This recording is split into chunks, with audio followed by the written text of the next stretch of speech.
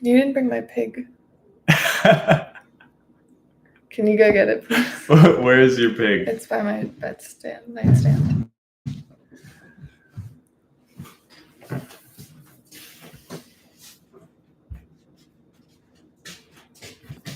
Thank you.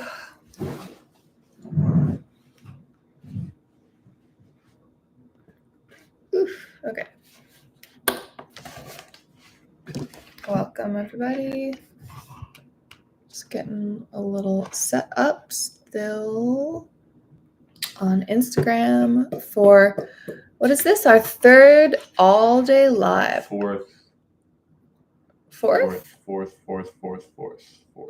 We haven't done four of these. We did the 12-hour one. Oh, that was a Go Day live, I guess. Yeah. We did the 12-hour one on the Go Day. 8-hour, then the 2-hour. Then the 8-hour, and then the 2-hour. And so it's 4. 4 of them, but the third on all day, actually. Well, that's not what you meant initially. Yeah.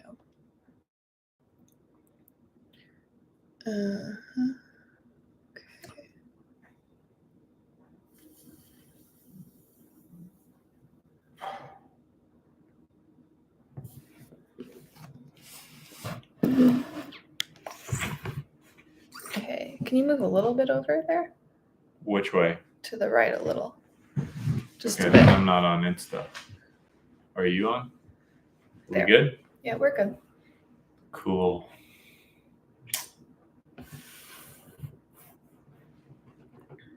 Hello. Ahoy! Hello. Ahoy there. Yeah. Pirate time. Hello. Pirate time. Is that what time it is? Pirate time? I don't know, bro. I guess we're not sailors at this point. Trying to be not sailors. Trying to be not sailors? Right? Like, we're in water world, but we want to go from being a vessel to being on land, right? Isn't that the I don't know, man. sovereign state is on land? I guess DayLife sailors will be a thing, right? Eventually. Yeah. I guess we don't want to be like shipping containers in the shipping wars or whatever. Yeah. Be our own vessel. That's the point, right? Don't be a shipping container. Be your own vessel.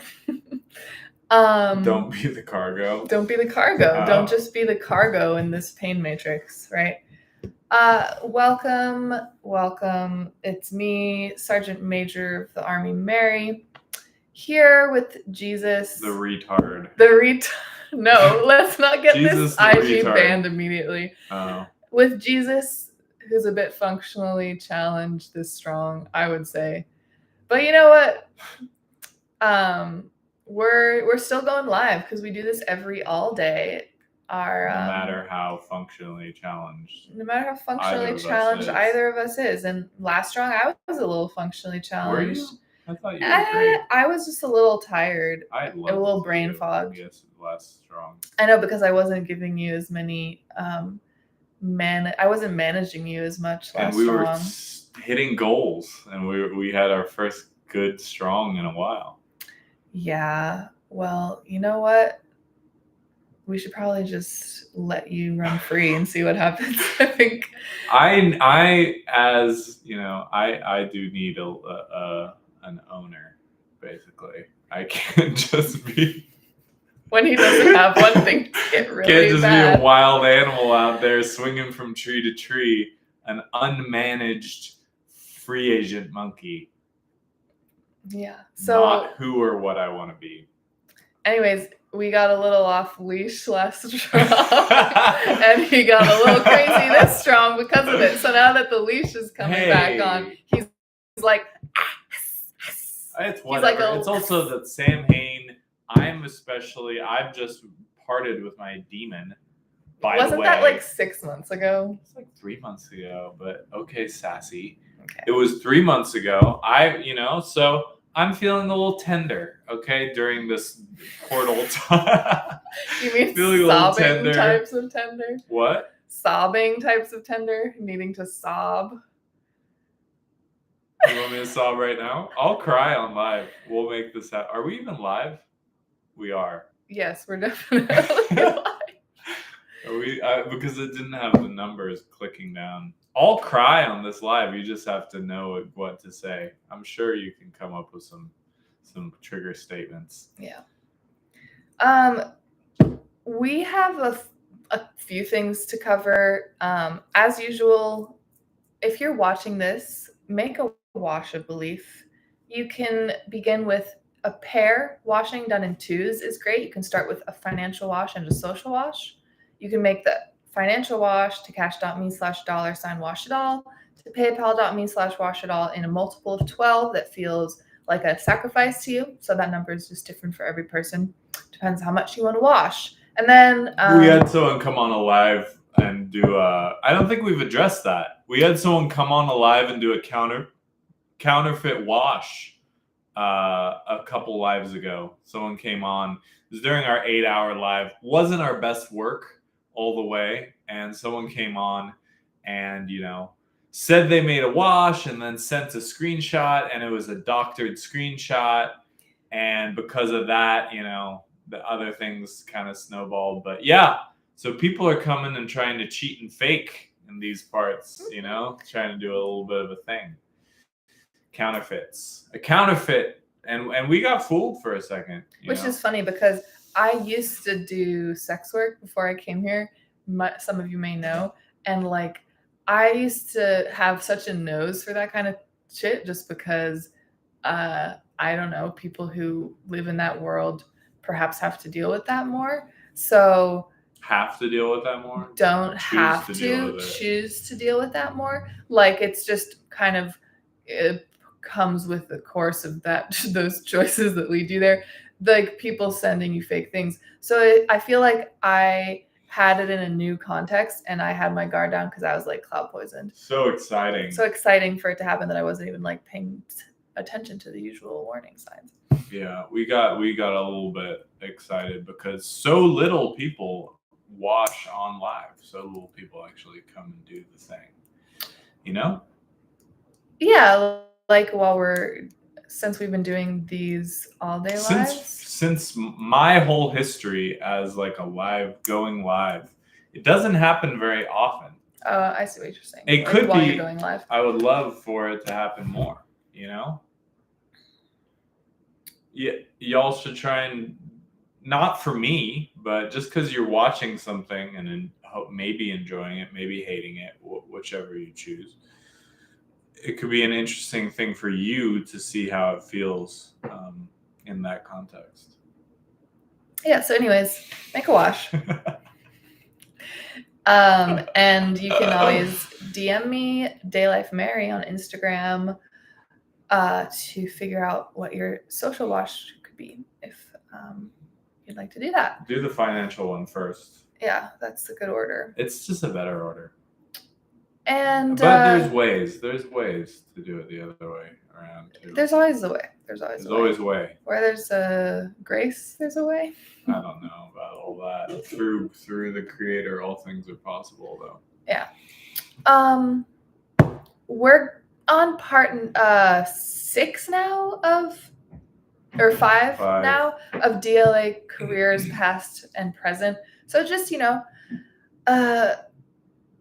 all of Jesus and I's experiences, feelings, emotions, times around being in the Army and having an Army career for 4+ years now on my part and 5+ years now on his. I thought today a good, kind of short part 5 would be just going over direct report versus commanding officer and the context of our professional relationship being a switcheroony of those, where the first half of more than first 75% of our Army careers together was Jesus being my commanding officer. I don't know about 75%. That's bad math there, but more time was maybe spent. 60-40, maybe 55-45 at this point. Okay, yeah. So more than because for you were doing it from, you were being my commanding officer and I was your direct report from 2020, right? Basically, because that's when I was I out of training and everything and assigned stuff. And 2020 until 2020. The end of 2021. Yeah, till like October 2021. Really, that was 2021. I mean, they didn't give me. Oh, look who it is! They didn't give me what's it called? I wasn't ranked as your inferior officer at that point. Okay, so yeah, whatever. But 60-40. you were giving me orders. I had no authority over you in any capacity. Yeah. Yeah. So whatever time period percentage aside, when I was your direct report, I thought that you could just say kind of like how it was. That's a very broad question, but how was it being my commanding officer for those, couple of years? Can you can tell a little story or just answer whatever? It was all right. Yeah. It was I don't know. I enjoyed command, but I also didn't enjoy it because it was annoying having to be a middleman between upper or lower management and lower and upper ranks, and bought me a lot of time to do. There was points I actually enjoyed it a lot more when there was multiple people doing this. Once it became me just managing you specifically, I think that's where everything kind of started to fall apart a little bit. When I was managing you and Bambi and, a whole slew of soldiers, and even some of that in the beginning, once it became just us together, I feel like it went pretty downhill. So once our IRL unit was the two of us. Yeah, I think that went pretty downhill, and I stopped. What are some specifics? Like, what was bad about that time period? Just like very when you're like only managing one person, it's like giving a lot of putting all your attention into one thing. And I just kind of like use that as an excuse to like not pay attention to the things that I wanted to do or was supposed to be doing. And, I kind of like, there was an element of sort of coasting off that energy. I also implemented, I sort of steered maybe my direct report in a direction of ways to make financial washing, which is more just like my method of doing it, that, I guess proved to be not effective over a long period of time. And overall, there were perks to it. I certainly liked power. But, I guess it didn't work out in the end. Flip out. All right. What did it feel like when it flipped, when you did not have that runk anymore? When it changed? Awful. I hated it, and and you were really mean, to be honest, like very, very mean. And that was like a big change for me, of like having that kind of like flipped on its head. And I hated it. It was like the worst time of my career here by far, and maybe the hardest thing I've ever had to go through. Mm-hmm. What happened from it? Did it yield anything? Kind of. I figured that from that point I was gonna do whatever it took, and the results changed in a good direction, but the means by which I was getting the results deteriorated. And that was probably just how I chose to face that challenge. But I chose to face that challenge going less in my integrity in order to get a result that I felt would be partially pleasing and also just, what I felt needed to happen at the time. And going into, we've kind of started to go into it, but the second part of this, so like how it was with you as my commanding officer and me as your direct report, how was it now? How is it now? Or how has it been with the switch? You're my direct report, I'm your commanding officer. I thought that's what we've been talking about. I was just asking, what did it feel like when the switch started to happen? I'm saying like as it's happened now, as over the last time, year. Over time, it's gotten better. So over the last year, any specifics you want to go into, or? Yeah, I mean, it's just I hate being micromanaged, and a lot of our relationship is a lot of micromanagement, and that's like my thing. I don't like being managed by women either. It triggers me because I had an overbearing mother, or overbearing is the wrong word, just a very intense, angry, assertive, zero patience, narcissistic mother who was the boss in my family. Like my dad worked for her, I worked for her, my brother worked for her, and she didn't use her power in the right way. So I, kind of apply that to any woman who's managing me. I kind of get triggered and think that, they are just doing the same things. And it kind of leads that cycle to just kind of repeat itself, like having, that kind of relationship over and over again. Not over and over. It's not like it's happened a million times. This is actually the first time. Well, before I was being managed by General Koa. So it has actually, since I got here, me being managed by a woman. And did I prefer? I don't know if I necessarily preferred being managed by General Koa. There was like things that I liked more about it and things I certainly did not like more about it. So, it was a change. But overall, probably living, a more stable life because of that change.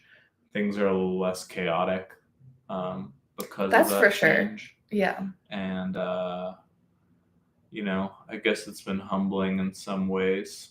And what else? Yeah, it's a big trigger for me, though. I really don't like to be told what to do at all, which is like fucking surprising, honestly, for someone who decided to join an army. Like, what the fuck was I thinking? Pretty kinky. It was pretty fucking stupid. And it was stupid that I didn't go in like knowing that about myself at all, and that here I am. It's stupid now, honestly, but I really hate it. Like, I really hate being told what to do. But if I'm not told what to do, I probably would kill myself. So this is finally like we're getting somewhere. Yeah, I probably would just end it. And when I think about not being told what to do all the time, my mind immediately goes to, I would probably just kill myself, which is interesting. So I really can't, I don't know. Basically, I was thinking about killing myself or like chopping my penis off before I joined this cult. Metaphorically, I wasn't actually going to chop off the member like many people do now. Just through. But I was gonna chemically cast. I was thinking. I don't know if I actually would have done it because that takes a lot of. I don't know. I was flirting with the idea of chemically castrating myself, starting a whole. I mean, I was already doing I'd tried doing that whole a little bit in that world, and it's kind of like when I would have anything. I had these fantasies of what I thought I wanted, and then I would go and try the thing that in my mind was this is the ultimate thing that I want. When I would try it, I would not actually like it. So what? We're getting a little off track. No, this is the heart of the matter. Bro. Okay. Go for it. I would try, and I'm not telling people what I would try, but I'm just saying before I came and did this, I was a complete mess. And when I think about not doing this, there's elements of me being I would leave and be be able to handle it and do well. And then there's parts that are just I don't think I could. I don't know. So it's an interesting relationship that I've set up for myself. And who knows? It could end. And it could be it could come to an end. And then from there, I will have to deal with whatever, is on the other side of it. But I think regardless, through being managed and through doing this for 5 to 6 years, I have created a much better foundation than the foundation that I was when I felt like doing that, 6 years ago. I feel like now there's a lot more that I have going for me just as a human, even though I've made some huge mistakes. There are more things that I have going for me as a human, as a foundation, because of all the washing that I've done and all that I've learned, even though I could have probably learned more and watched a whole lot more. I did do some of that, and I bought some of my soul back. I don't know where my balance is right now in terms of how much is still there, but there's something there. So I probably have a better shot of, making it out there in the world. Yeah, and before I go back to the beginning and answer those questions for myself, I just want to like continue off of what you were saying about like how you hate getting orders and being micromanaged, yet can't imagine where you would be without it and can recognize that it's something that you do need to get somewhere or where you want to go or not where you don't want to go, you know? I guess in my like zoomed out, like, when I'm like really can see the whole picture. I agree with that. I do think there's a balance that has not yet been struck, but I know that I'm not a person that, does well with people, trying to strike balances or compromise with. I know that, you give me an inch, I take a mile. So I understand why those things have not been done So on yeah, some just level. that thing is just it's a really good way of explaining what it's like for me being your commanding officer and you being my direct report. But going back to the beginning, so what was it like for me being Jesus's direct report when he was my commanding officer in the first half or whatever of From the beginning, from when you were a URL soldier and stuff. yeah, I would say that it felt like the more comfortable option by a large margin. For me, it was my natural place to kind of feign being the sub the sub. I don't know. I don't like using that word because it like connotes something less professional. But just doing what someone else told me to do, even if I was sassy about it and was secretly trying to be like flexing power, but acting like I was the one like in line reporting for duty, like it was comfortable for me having Jesus um, manage me, but I let it be really inappropriate. Like, I don't know how to say this in a better way.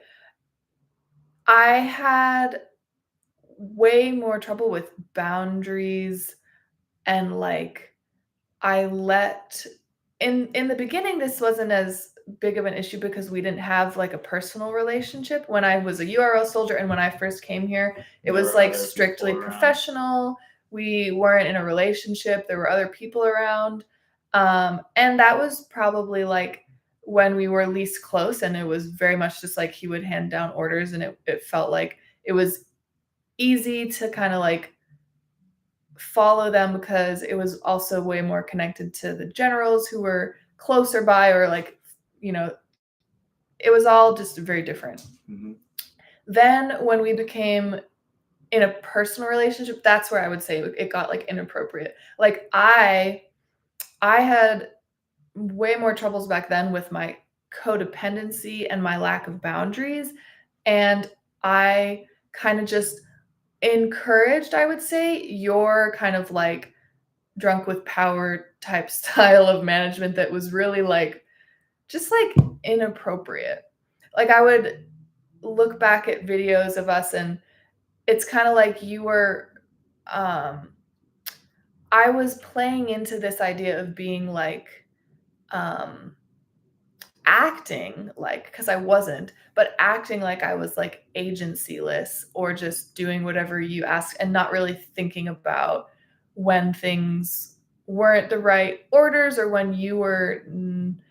I just feel like that period when we were in a personal relationship, but also I was like your direct report and you were my commanding officer. There was just like boundary issues and messiness and like me acting as, because it was comfortable but not what I actually wanted, acting more as like the doormat or like just doing things and like I also remember not wanting to be doing this as much when that was the layout of things. And that's often the case. Like when the person who's doing the bulk of the financial washing is doing that, they tend to be the ones that are like the most salty and doesn't want to do it. Because I feel the same. When I was a manager, I was way more enthusiastic about being here.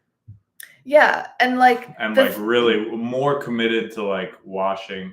I felt like I wanted to do it more in the spirit of what it was. And there's as that shifted and I became his commanding officer, that process was super uncomfortable for me. It was really difficult. And him going back to saying like I was so mean to him. Cruel like, is the right word. I was being mean and cruel on purpose to like figure out how to finally express all of this like repressed emotion and all of this like actually running someone else without being a simp to them. And running someone. Yeah. And like that process was messy and you know, it was hard, but it feels more in line with, and this is also because it's just I've been here longer now and I've washed more beliefs, so I've gotten to deeper parts of like what it is I actually don't need in my life anymore. And being the type of like simp style like pretend victim or just like doing what someone else says and not being in command, it's not actually what I want. So since this change, I've understood more of like the thing that was maybe more I felt more ashamed about at first or was more difficult, which is being the one who's actually in command of in our like talking about our professional relationship, that changed, like being in charge. I like it far more than. But you hate managing me though. I also, yes, let's be clear here. I hate managing him and I have to get over like that he is the way he is and what it's like to manage him. I need to care less and just be like, yeah, he's gonna be like a little bitch every step of the way and be like kicking and screaming every step of the way.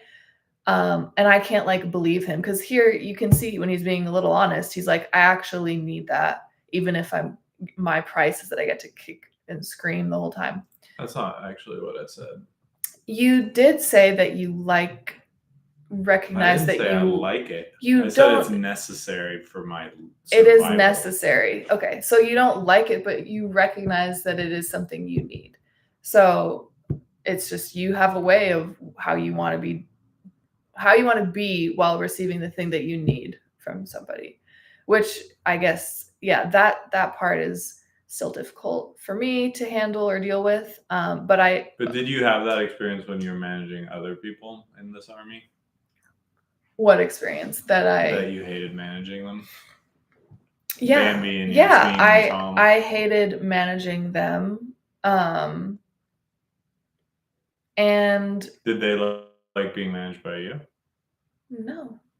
So it is kind of a hate for hate relationship, basically. You're not gonna like it, I guess. Would you ever? I hate it, you hate it, but you hated it back then and they hated it back then. So thus far the culture of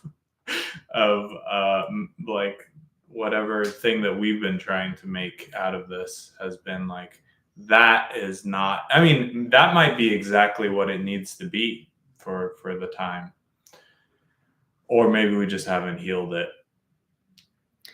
Yeah, I mean, maybe once this goes back to the topic of this, like serving and being served from last DLA Careers Live.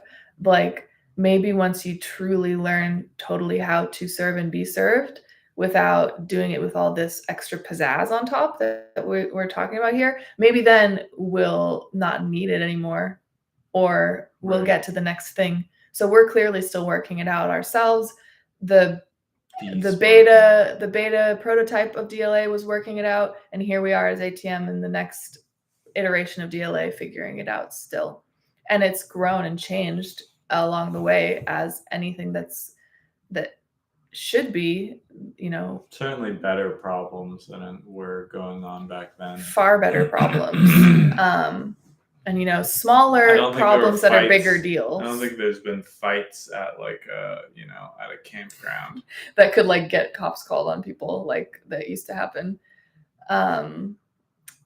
Yeah, so that's what it's been like for me, the change from being managed to managing in our professional relationship. And I'm not a future gal, but I do hope that we can get what we maybe shed what I don't need from this as I learn more about it. That's looks like a great possibility. What about you? For what? Like, you're more of a future guy, so what do you see and what do you hope for in your future around this professional relationship, or where you want to get with it in your future? I hope that it can be less dramatic. Yeah, less peaks and valleys. Dramatic in both senses for me, like high highs and low lows. Or just, high highs are fine as long as that becomes the new standard. Well, I don't know. Then by that, then it's not, a high anymore. It's just middling out at that point because we're used to it. Yeah, we're like high highs, but I'm not getting manic about whatever things are on the up and up, or crazy with it, or forgetting who we are and what we do. Yeah, I think that's everything. You want to take a little breather and then start trying some calls? Take a breather? Yeah. Sure, bro. Do you need to eat some food? I'm going to cut that last half of an apple. Yeah.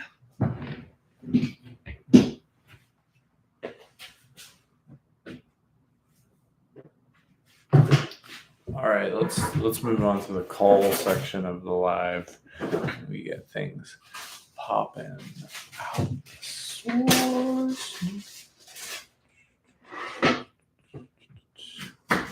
Start with my favorite guy. How does that even work? Change.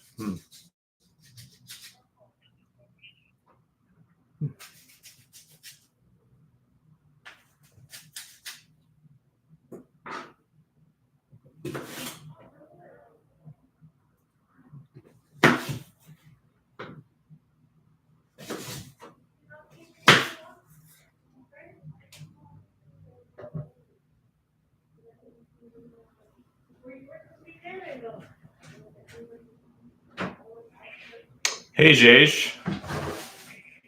Hey, it's Jesus. All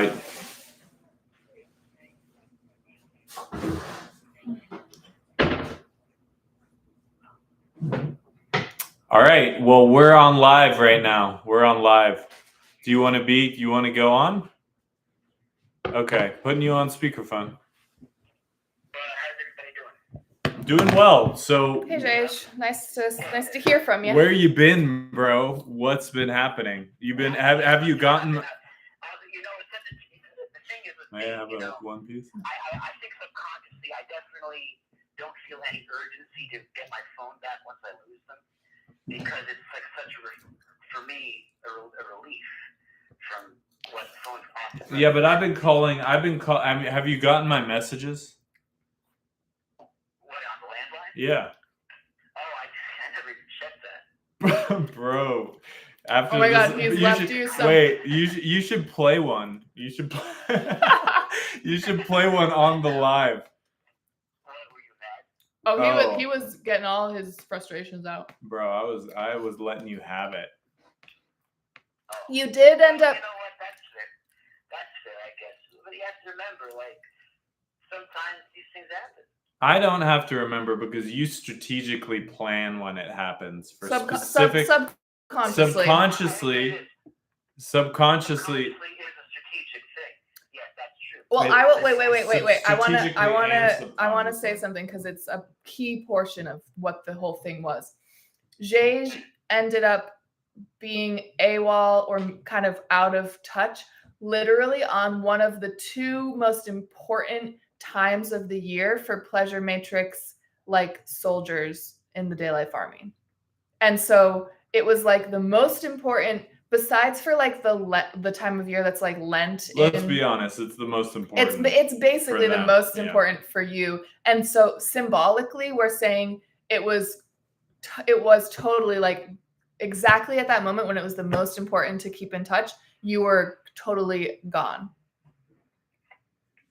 And what have you been at your parents' house? Like, were you getting calls? Was the phone ringing? I've been out of the house a lot. I've been at the campus. That's difficulty. I don't believe you. I think you've heard that phone ringing. I think you've been avoiding it. Well, that was have been subconscious. You know, I've been pretty preoccupied.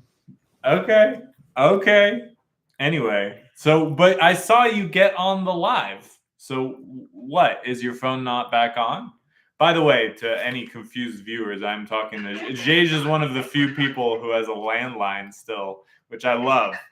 Landlines, it's cool that you do have a landline. You guys don't know what you're missing. I wish I did. We have a landline. We do, but it's like, it's not quite the same experience. We can't get incoming calls in the same way. Yeah. Well, you know, obviously, if you want to get to your point, and I doubt this, what you're saying is obviously true. You know, because there is like a chess player will tell you like most of the strategy is subconscious.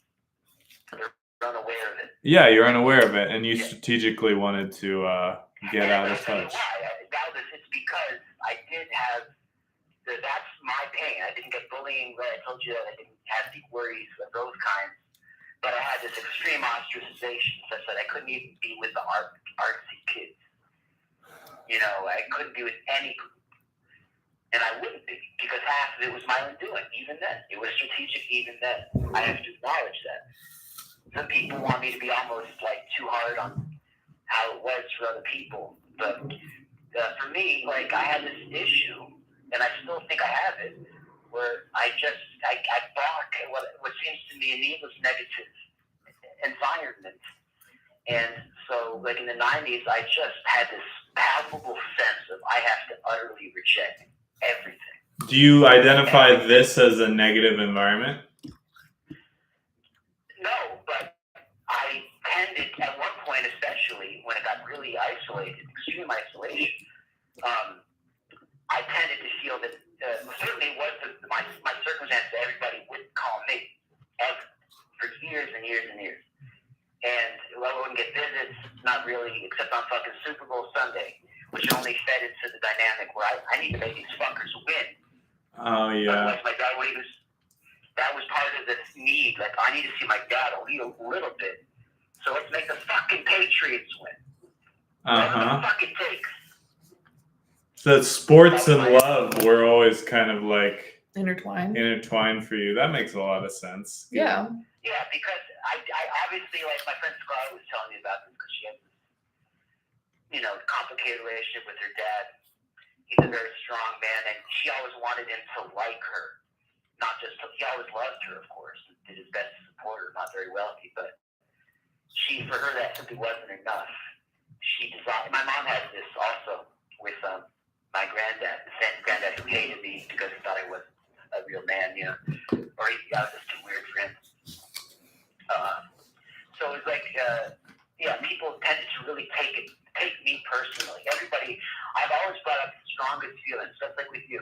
I'm sure I will listen to them. I'm sure that you don't bring up the strongest feelings for me, but there were some strong feelings in there. I'm just saying you don't bring out the strongest feelings. We're not. But the point is, I tended to, maybe not the strongest, because if it was the strongest, they would actually persecute me. But it would always be the sense of, fuck this guy, you know? Well, whatever. Jesus, I'm such an active fuck this guy because, bro, I call you like all the time. why don't you, No, Jesus? I don't ostracize. I don't. My way of communicating with you is never ghosting you or avoiding you because fuck this guy. I'm gonna tell you fuck this guy and still keep initiating. And tell you why. Fuck And this tell guy. you why. I'm not saying, and I do the same thing. I ghost men in my life too. It's just the ones that actually, you were saying that you take the most dramatic. You make me have the most dramatic emotions. It's not even close to being true. My most dramatic emotions that I have are around. See, Jay, 1 second, please. The most dramatic emotions that I have are around,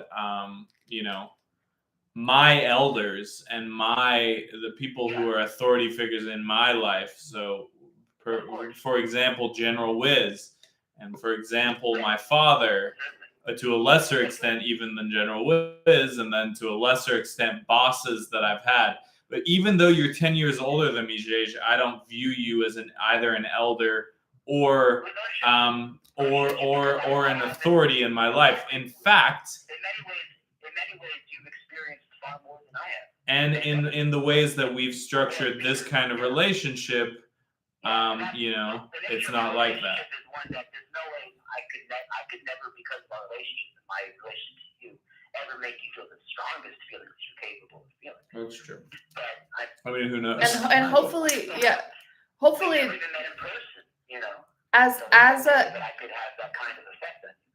and as like just a quick note here, like as an army and how we function, it wouldn't really be like a safe is a funny word, but like it wouldn't be a responsible position as us like managing soldiers who are in this army and choosing to serve in it. It wouldn't be responsible of us to have like crazy emotions that are like the strongest. It's not that personal, like we're not going to get. It's just not personal. It's friendly and it's obviously collegial and it's alive. But even if sometimes it's friendly. My voicemails weren't that friendly.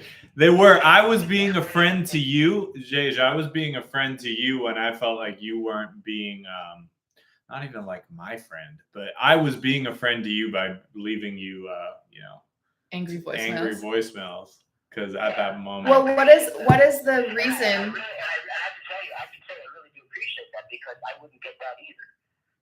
No one would ever give me that angry feedback. Yeah. And so I was kind of at a loss. Whereas, so I'd be happy to listen to them, and I apologize because it's true, it wasn't friendly, and I could have been much more proactive. I knew you probably would be calling, so I could have looked you up. And I didn't because I fell into this sense of like, oh yeah, I don't have to listen to any of it, do I?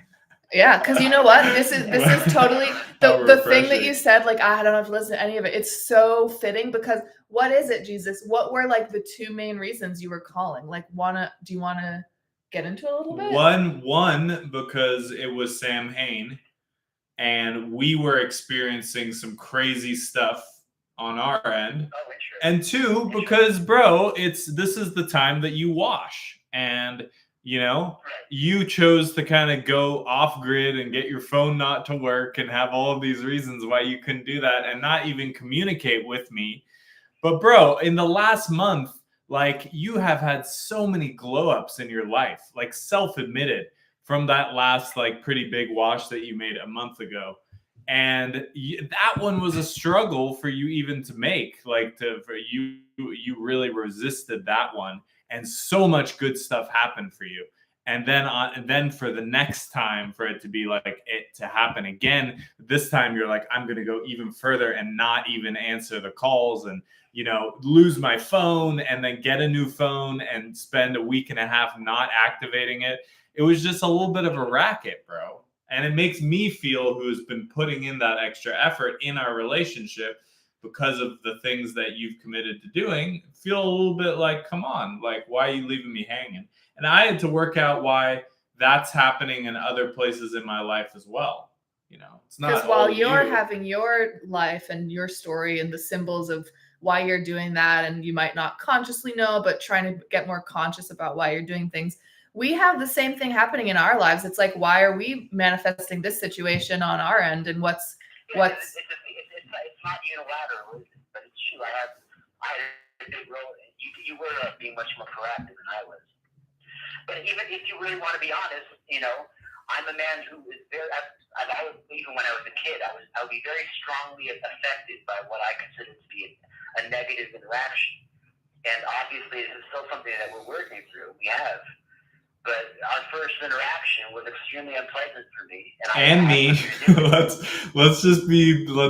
tell the complete story. It was very unpleasant for me as well. And it was like I was putting on airs, and then you said you're really unpleasant. I said fuck you or something like that.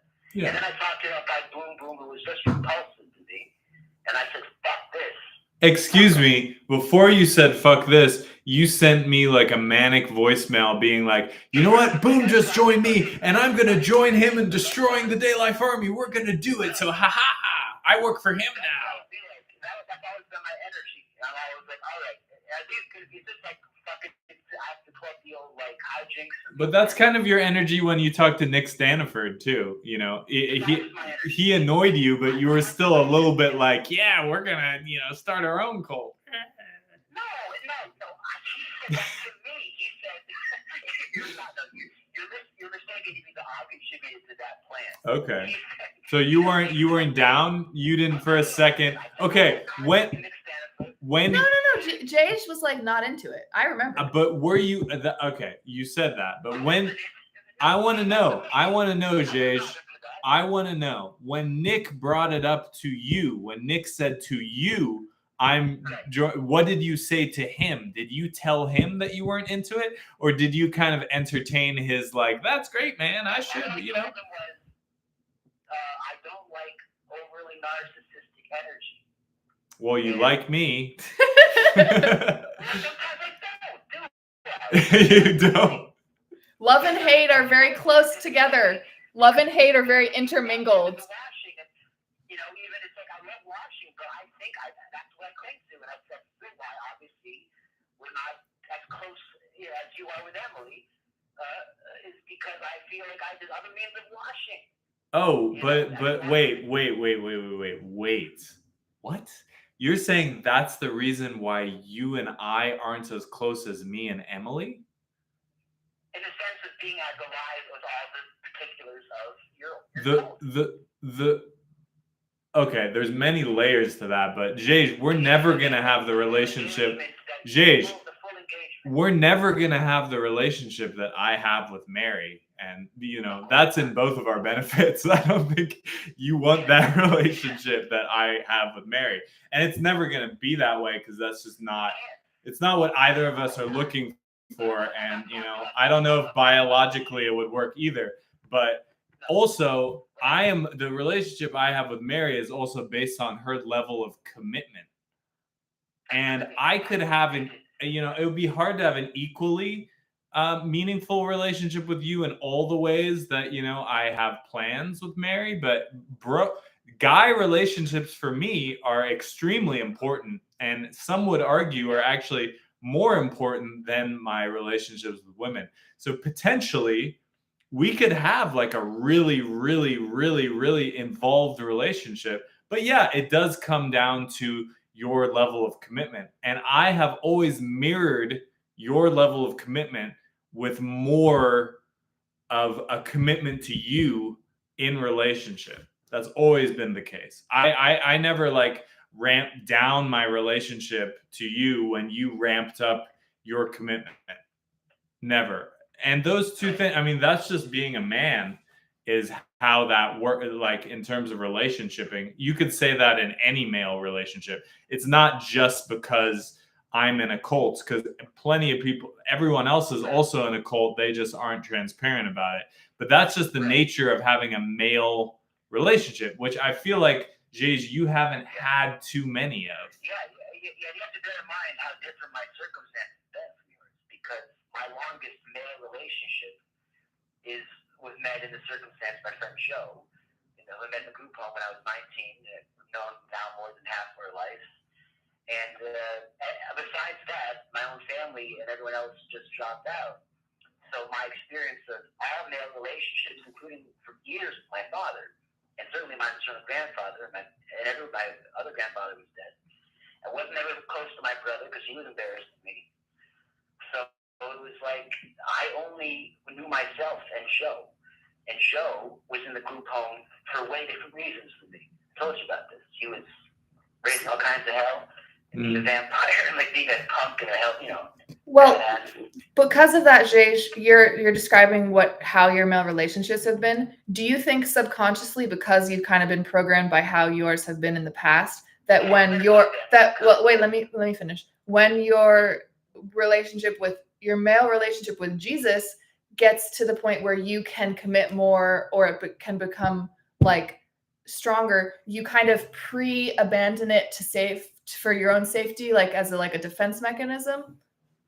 There may be truth in that. I mean, obviously that would, it's not necessarily so, but obviously that would be evidence in how things are. I think, Jay, also you're afraid of private spaces, and me calling you on the phone is a very private space. And let's just call a symbol what it is. The only way you didn't show up and answer the phone until we went live.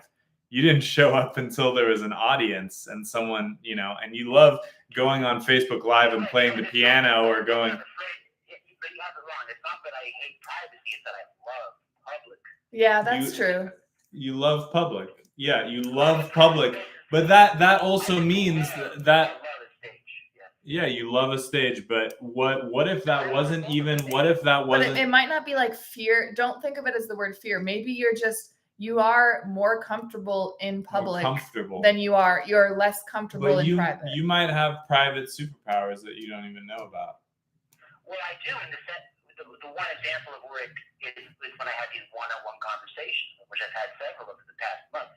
So that's the interesting dynamic where, for the most part, my in-person relationships at college have gone extremely well.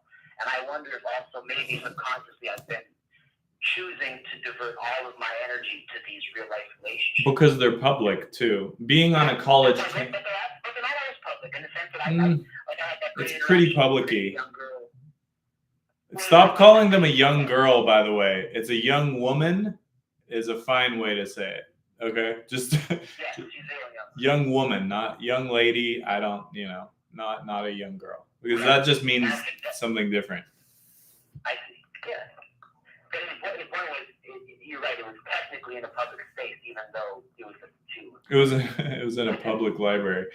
I'm saying, Jay, yeah, you're getting into that, but I'm saying that your private, the power that you have in private, I mean, I don't want to get so far into it because we are in public, but yeah, there's private things that, are there for you that you haven't even gone and experienced yet. That could be, unlock a lot of power. Unlock a lot of power. And that's why when we talk on the phone or whenever, I'm never really trying to, my goal isn't really to improve your public or male relationships. I recognize that there's a lot more, potential and power in your private and female relationships. And we talk a lot about that, but that's because that's you. That's not what I would do with anyone.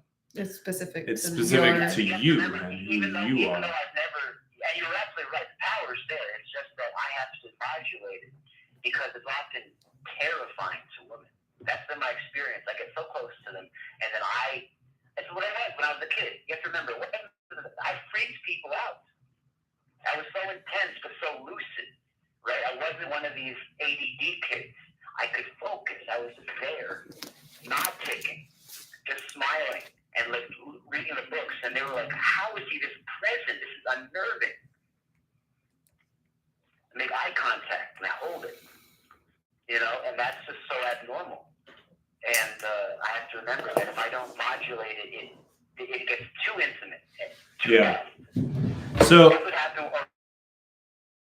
I met this thought she was cool too. I was so looking forward to meeting her. Who? I met her on Tinder.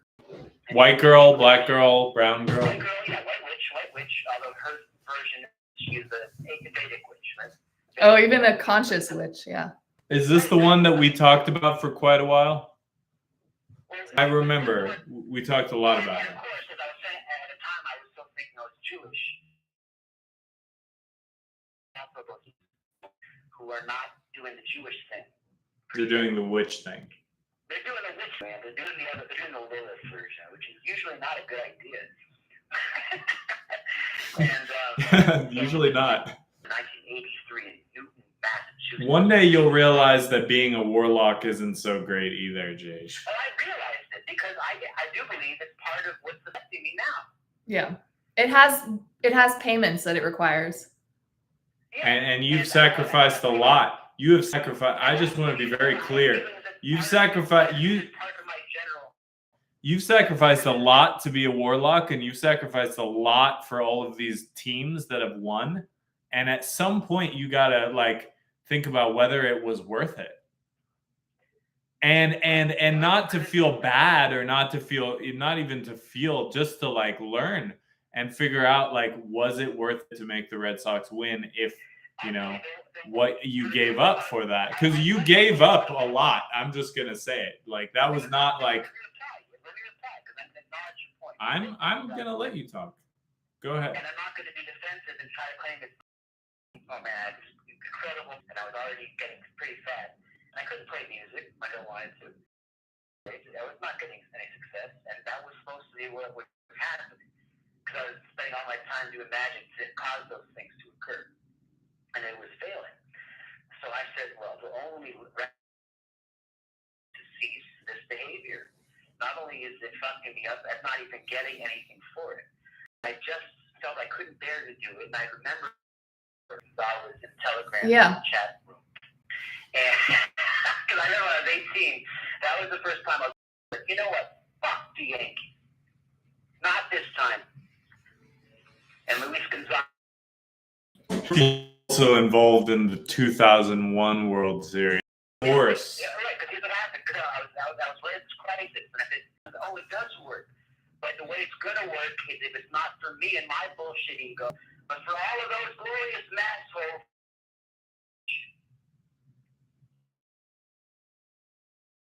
I hated Nirvana. I fucking hated Nirvana. I was making a mistake of just because they were negative, I had to get negative too. So the Yankees, and of course, you know, it wasn't nice because remember 2001, they were wondering if they'd even play the rest of the season. They decided to. Mike Piazza hit a home run when they started. You said fuck the Yankees after 9/11 happened. That's funny. Right. But I rationalized it by saying, yes, remember, I actually thought Yankees were evil. Yeah. I was in on this. I was like, yeah, the Yankees are evil. They're so fucking spoiled. Fuck them. Let's go. We're going to make the Red Sox. We're going to do it. That was my vibe. And you know what it was? It was because the whole time I was living in New York, in the part of Long Island with all Yankees fans. Yeah. And so, okay, so what would you... They like me. They hated me. So what do you feel like you sacrificed through doing that? What do you think you really sacrificed? Mostly my relationships, my social development. No, that's a pretty big sacrifice for, you know, a few World Series. Especially because literally everyone gaslights you about it and says that it didn't even happen. Except for us, I guess. We actually believe you.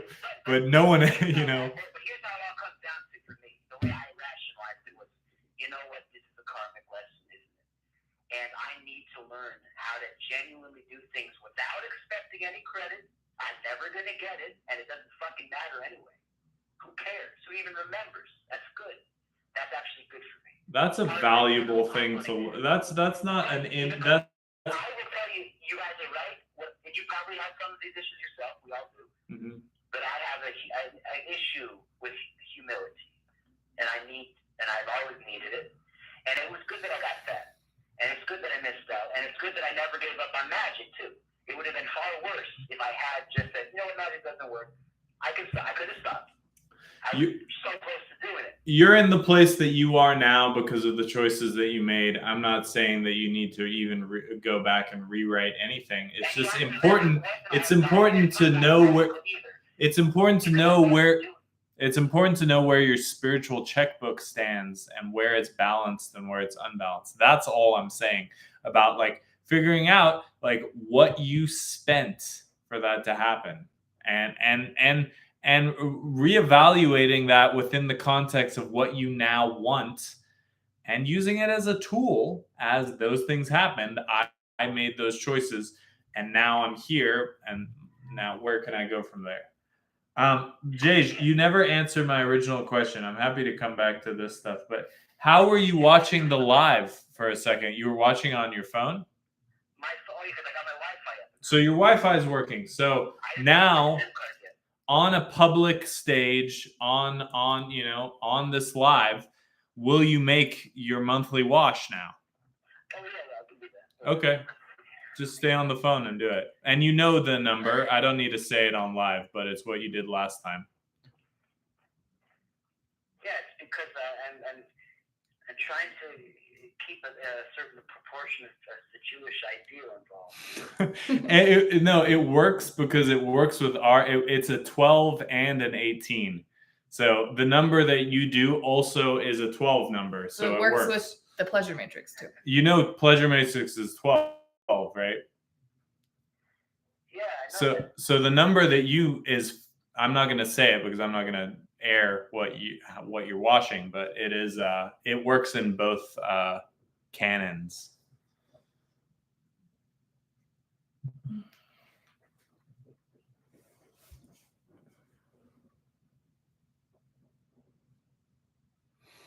Well, we don't have to be silent while we wait for Jay to do the thing. It is an interesting conversation we're getting to. I'm enjoying it. I encourage anyone who's tuning in now. Oh, so you did it? Not quite. I'm setting it up here. Oh, you know what it is? This is what I couldn't do before. It's because I need my SIM card to be in the phone. Because this is a new phone, I'm setting up the Cash App. And they need to send a confirmation text to the number. Do you have a Google Voice number? Oh, I'm gonna hold on. It's because it gives us this verification. All right, I'm gonna troubleshoot it. Yeah, if it doesn't end up working, I think you can. There are other ways. There are other ways. We'll figure it out.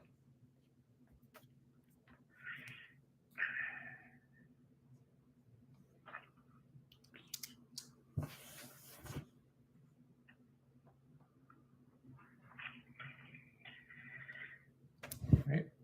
You need a phone number. I don't think so. You just need an Apple ID. Okay. Viewers are seeing what the nitty-gritty of washing really looks like, the logistical aspect. Yeah, I'm trying to find the means of there. I'm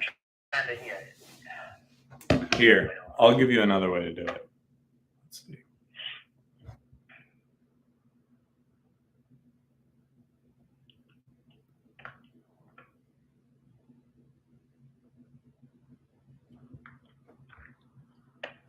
Well,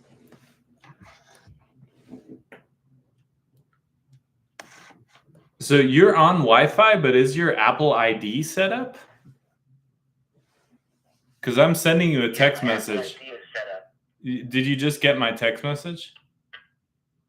No, I can't get text messages. it's on It's Apple. iMessage, though. iMessage. I sent you an iMessage. Let's see. I didn't receive it. Huh. Well, did you change his mobile number maybe? You didn't change your mobile number, did you? No, it's just not connected to the mobile number yet at all. And But your Apple ID that's should still in work. some way how I register some of the applications. I'm trying to find another way of. What happened to your PayPal? You have PayPal?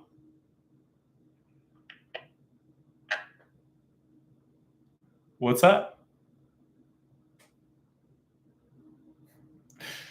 Sheesh goes away forever.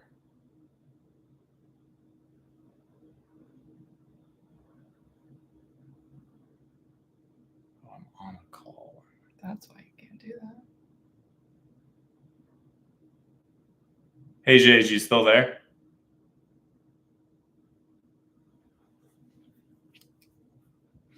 Hey, sorry about that. Hey, you still there?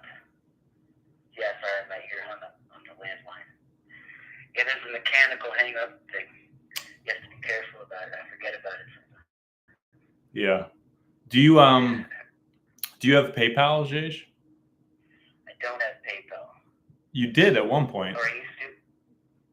Yeah, and then I was not able to log into it, and I just kind of gave, oh my god. I'm trying to log into my school email because I can.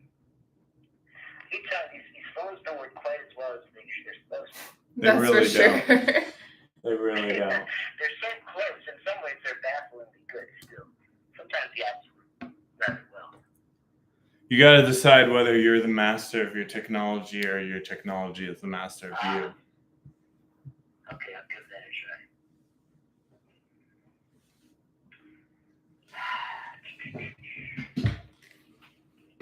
Well, even if I can't get it now, I do expect my SIM card. It could be coming today. I thought you had it. No, the phone came, but the SIM card is on its way. I will find out. I will find a way You can just make a Google Voice number. I will find a way with you to get it done, Jay. Whether it's on or off the live. But... Yeah, it's not a matter of being withholding. It's just funny circumstances. Okay. Well, so you're trying to get into your school email so that way you can like log into your Cash App. Hey, hold on a second. I'm gonna take him off speakerphone for 1 second. Mary's gonna be on black. I'm still here though. Okay, so just explain to me what.